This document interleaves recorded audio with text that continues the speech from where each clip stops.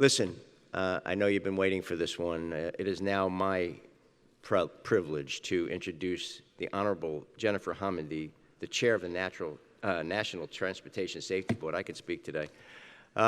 Maybe too much speaking today.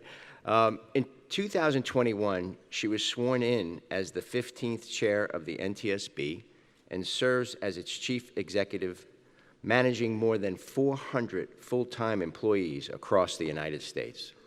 From 2004 to 2018, she worked as staff director of the House Subcommittee on Railroads, Pipelines, and Hazardous Material.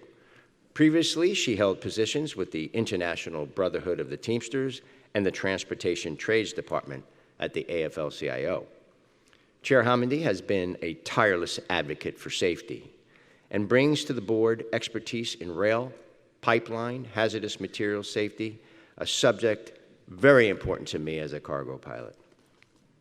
Our union appreciates Chair Homendy's dedication to the aviation community, as demonstrated by her participation last year with our executive board in a remembrance ceremony to mark the decommissioning of TWA Flight 800. Please join me in a warm welcome for Chair Homendy.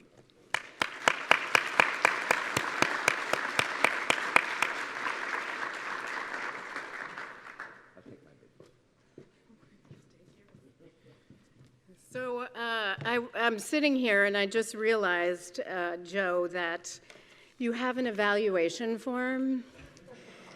And apparently you have to evaluate me. So if you turn to page 2 and mark number 5 for the best, if you need a pen, I have some. That'd be great.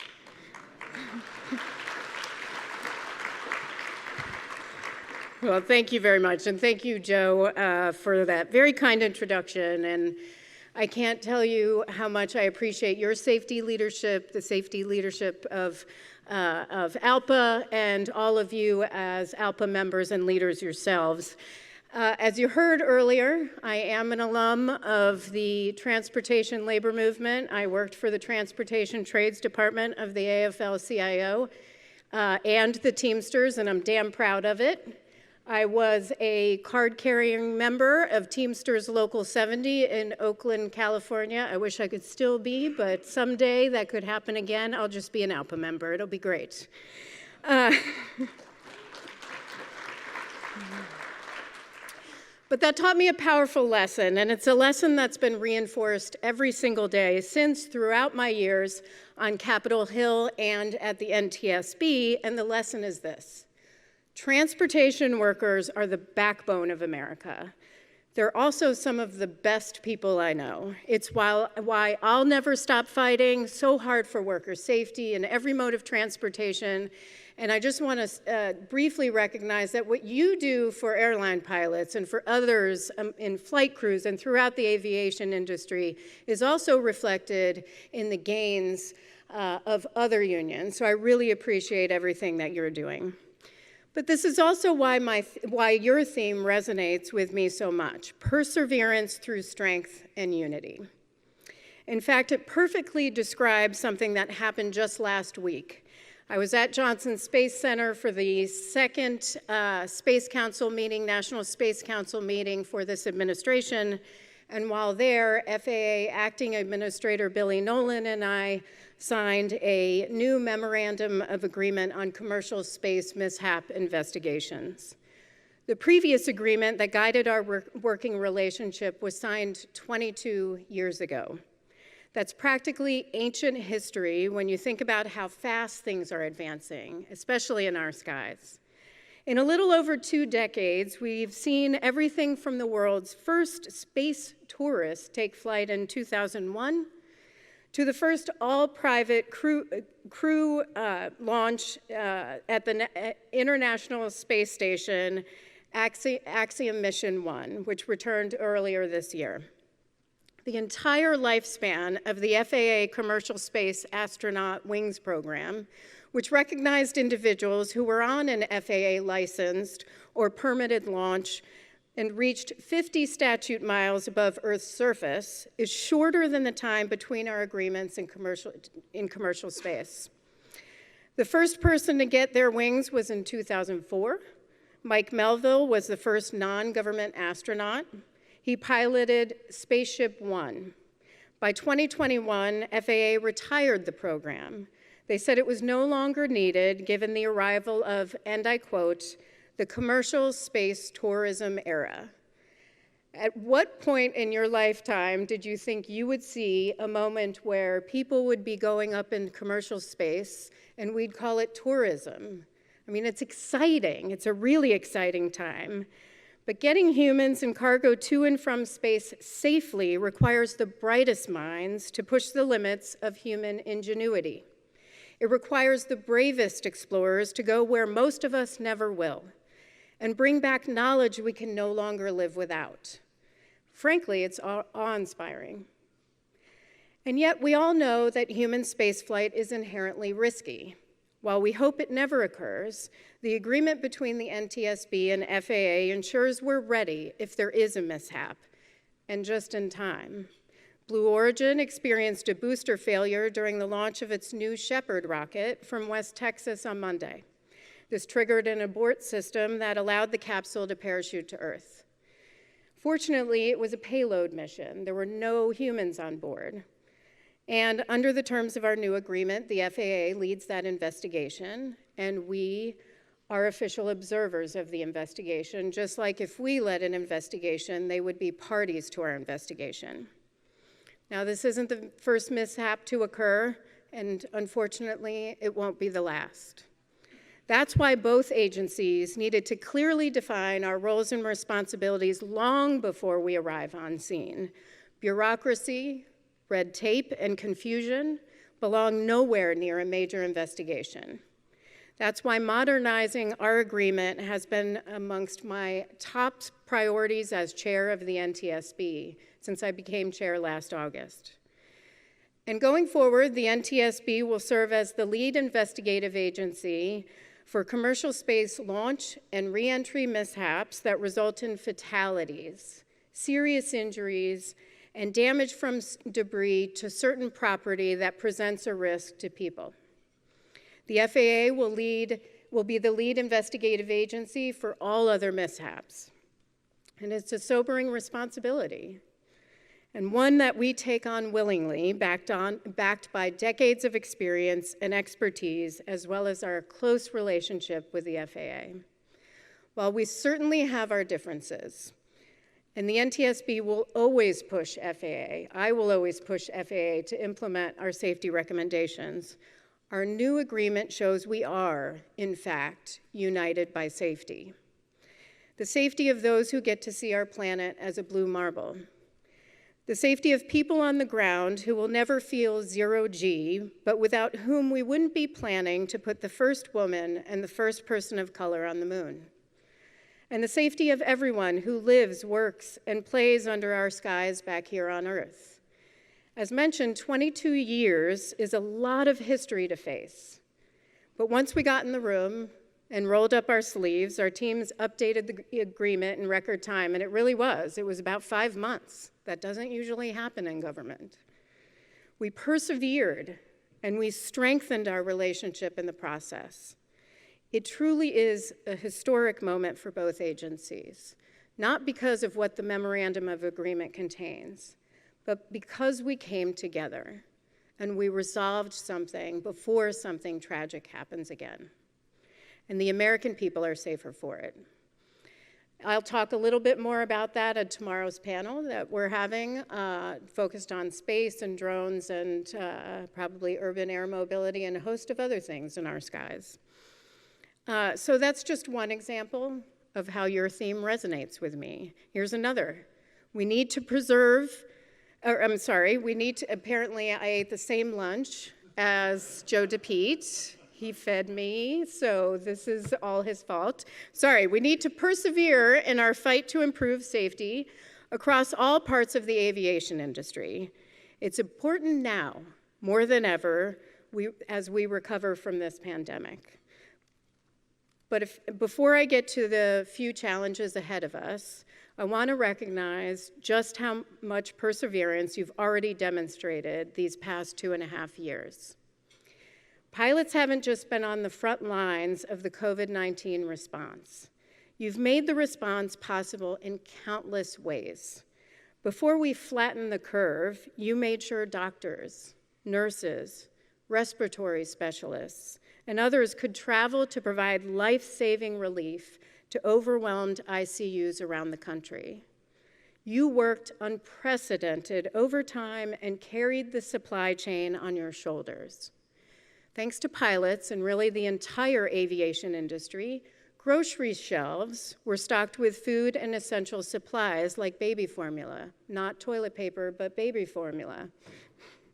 Thanks to pilots, the vaccine and critical medical supplies arrived in all 50 states and even in other countries. In heeding the call to serve our nation, you risked your own health and safety, especially before the vaccine was available. And you spent time away from your loved ones, many of whom were likely impacted by COVID-19. In case that weren't enough, you then faced the collapse of the aviation industry and the job insecurity that came with it. Airlines laid off thousands of workers at a time, including some of my closest friends. Flight attendants, ground crew, even pilots weren't immune, many of whom were forced into early retirement. Even if your job was ultimately spared, you likely had friends or family who were impacted. And when travel began to open up again, masks were required.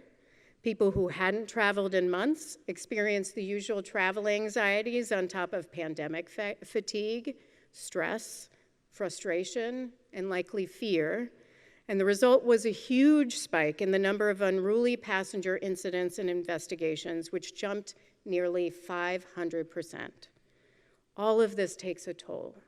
It's stress on top of stress on top of stress, and it's not as if being a pilot was a low-stress job before the pandemic. Repeated stress over time adds up. It can have a cumulative effect on your well-being and on safety, and that's why I'm incredibly thankful for ALPA's peer support program. It could have resulted in a tragedy, but fortunately it didn't. That is a testament to the perseverance of each and every one of you in this room. It's a testament to your safety leadership and to that of your colleagues who sit beside you in the cockpit and in the cabin. It's a testament to your collective professionalism and your dedication to safety. You haven't been given the thanks that you deserve, I don't think. The way I see it, the nation, the world, wouldn't have persevered without you. I applaud you and thank you on behalf of the traveling public and on behalf of the NTSB. I also thank you as a grateful citizen. I know we're all grateful that the federal government invested in helping the airlines get through the unprecedented events of the last couple of years. Fortunately, COVID rates are declining, and air travel is gaining steam every single day.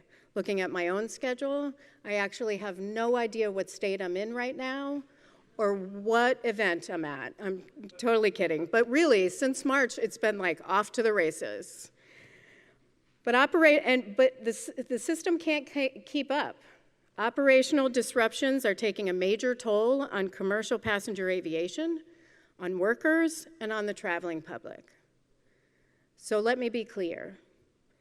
Lowering safety standards to address the failure of some airlines to anticipate and adequately prepare for such a rapid recovery is not the answer.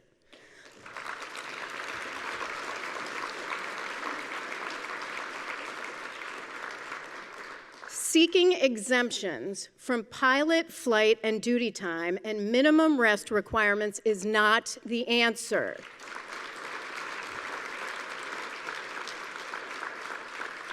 Rolling back training criteria and qualification standards, among other important safety requirements which were just enacted into law, is not the answer.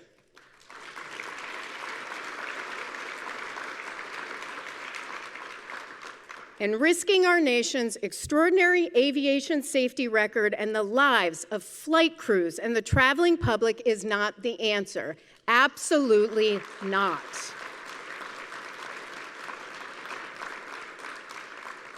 Now is the time for industry to partner with labor, to partner with the federal government, to work together, to unite, to strengthen safety, because we're facing some real challenges. We have the most complex airspace in the entire world, and it's only going to become more congested. Today, nearly 900,000 drones are registered and operating in our airspace. The FAA expects that's going to triple over the next 5 years. I mentioned commercial space. We've gone from one FAA licensed and launch and 0 licensed reentries in 2011 to 50 licensed launches and 4 reentries just this year, and it's expected to double. Add to all of this advanced air mobility. We're looking at new fuels, including zero-emission electric planes and hydrogen. We're looking at more and more lithium-ion batteries, an area I have expertise in from my background, transported on cargo planes.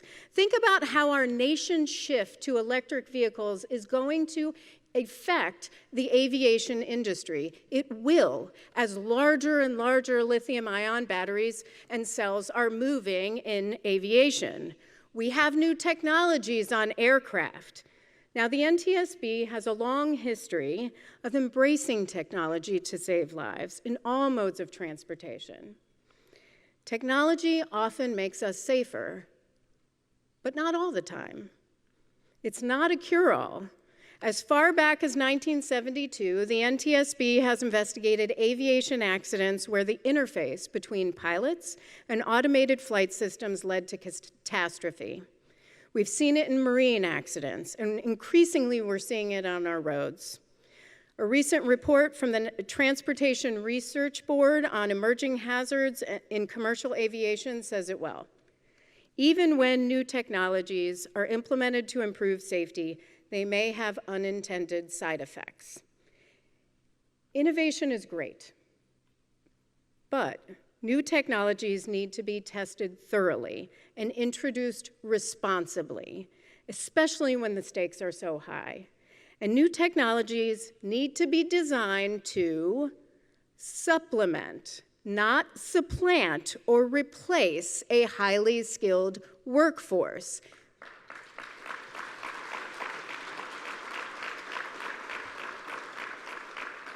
Safe technologies are meant to help, not replace. And it's important to note that the NTSB doesn't have formal recommendations on all these issues. The nature of what we do and how we investigate accidents and incidents is, by definition, reactive.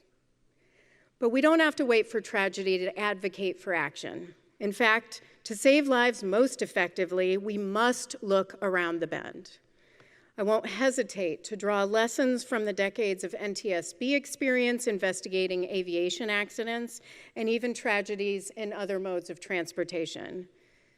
And I won't hesitate to be proactive, including on one issue I feel very strongly about, and that's the cargo carve-out.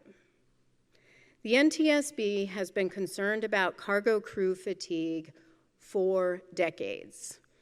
In fact, many of the fatigue-related accidents we've investigated over the years involved cargo operators. The 1993 cargo plane crash in Guantanamo Bay, Cuba. 3 flight crew members sustained serious injuries. The 1995 cargo plane crash near Kansas City, Missouri. All 3 crew members were killed. The 2002 cargo plane crash near Tallahassee, Florida. The captain, first officer, and flight engineer were seriously injured. And the 2013 cargo plane crash near Birmingham, Alabama. The captain and first officer were killed. Just 2 weeks prior, we had written to the FAA saying, quote, "We're very concerned about the cargo exclusion." The fact is, cargo and passenger pilots operate the same types of aircraft operate in the same airspace, and share the same runways and taxiways. The risk is just as great, if not greater, because of the time of day that cargo operations typically occur in the pre-dawn hours. But the most compelling argument for eliminating the cargo carve-out is this: cargo pilots deserve the same protections as their colleagues in passenger aviation, and so do their families. Now, when we talk about equity, that's an equity issue.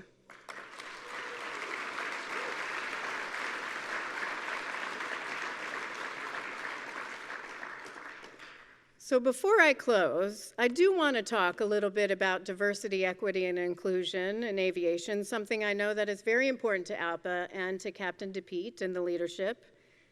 I'm only the 4th woman to serve as chair of the NTSB since 1967, 55 years ago.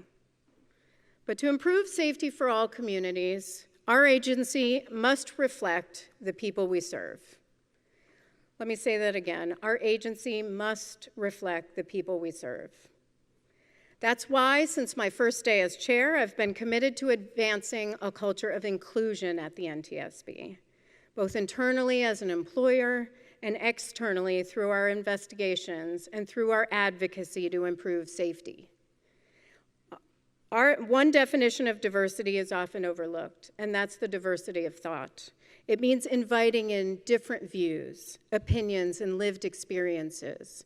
No one person can anticipate every risk or have every solution, so we need to embrace our differences and broaden our lens.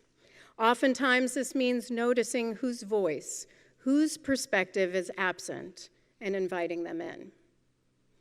Building a culture that embraces these values and makes everyone feel a sense of belonging isn't just the right thing to do, it's also the safe thing to do. That's why the aviation industry must also reflect the people it serves. Without an inclusive environment, there can be no guarantee of safety. That's from the Royal Aeronautical Society.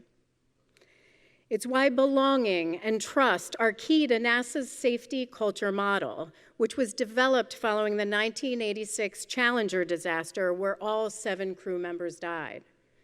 Just look at women in aviation.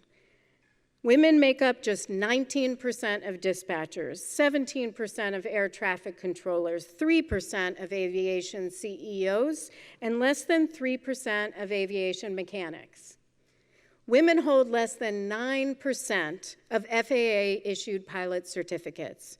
It is getting better, but far too slowly. The percentage of all commercial pilot certificates held by women is increasing at a rate of just 1% a decade. 1%. Think about that. Much of the aviation workforce also lacks ethnic and racial diversity. 94% of pilots are white. In fact, Black women represent less than 0.5% of all professional pilots. But it's not just about attracting women to careers in aviation, it's about retaining them as well. 59% of women consider leaving their careers in aviation. That means nearly 6 out of every 10 women in this room. Why? Implicit bias discrimination, lack of career opportunities, lack of flexibility and work-life balance. That's what the studies show. 71%, and I know it's uncomfortable to talk about this, but it's important that we do often. 71% of women report experiencing sexual harassment at work or in an aviation setting. 68% of flight attendants experienced it during their flying career. 51% of women who reported or complained about it experienced retaliation. 62% say sexual harassment remains a significant problem in the aviation industry. And 81% of women in aviation, 81%, say they've witnessed sexual harassment in the workplace. It's unacceptable, all of it. The Women in Aviation Advisory Board recently made some recommendations to help address this from a system level, and I'm hoping that FAA continues that advisory board. It's crucial. It includes some great ideas, like creating an industry-wide reporting system on gender bias. Imagine, for just a moment, what that could do to attract women to careers in aviation and ensure that they stay. It's what I want for my daughter, Lexi. At age 14, Lexi knows that she wants to be an aerospace engineer when she grows up.